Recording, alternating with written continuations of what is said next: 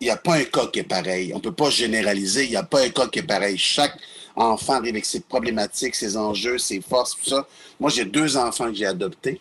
Puis mes 2 enfants sont complètement différents. Ils ont des enjeux complètement différents.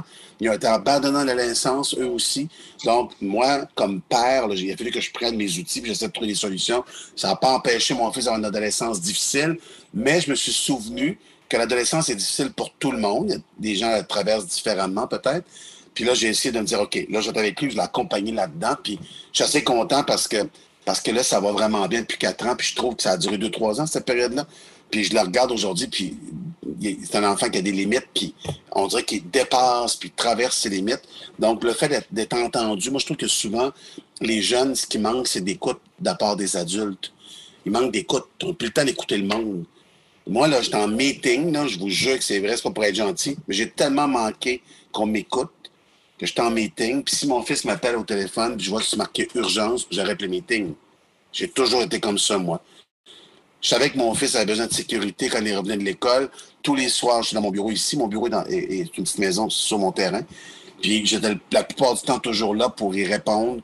Peu importe, je suis là, Antoine, les mêmes mots tous les soirs pour le sécuriser. Donc moi, je savais que ça m'avait manqué et que ça m'a peut-être servi parce que moi, j'ai voulu casser la chaîne. Quand est arrivée ma propre vie à moi comme parent, j'ai pas voulu du tout reproduire ce que j'avais vu. J'ai tout fait pour casser ça. J'ai tout fait. Est-ce que j'ai réussi? Oui, mais j'ai travaillé très fort. Ça, c'est clair. Puis, tu sais, le mot confession, dans notre titre Confession de Petit Christ, ça fait beaucoup référence à ça.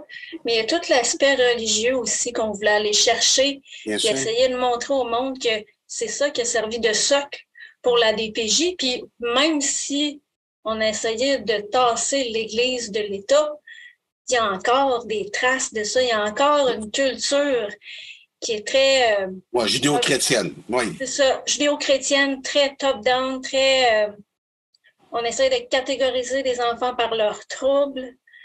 Alors, c'est On veut encore pas. très présent. Tu as raison, Oh Maggie. oui, Pardonne-moi, mais c'est vrai, tu as raison, ça me fait penser. On met beaucoup de catégories, ça c'est vrai, mais on fait aussi, il y a ce sentiment-là du péché, tu sais. On a commis une mhm, faute. C'est toujours la même affaire qu'on dit.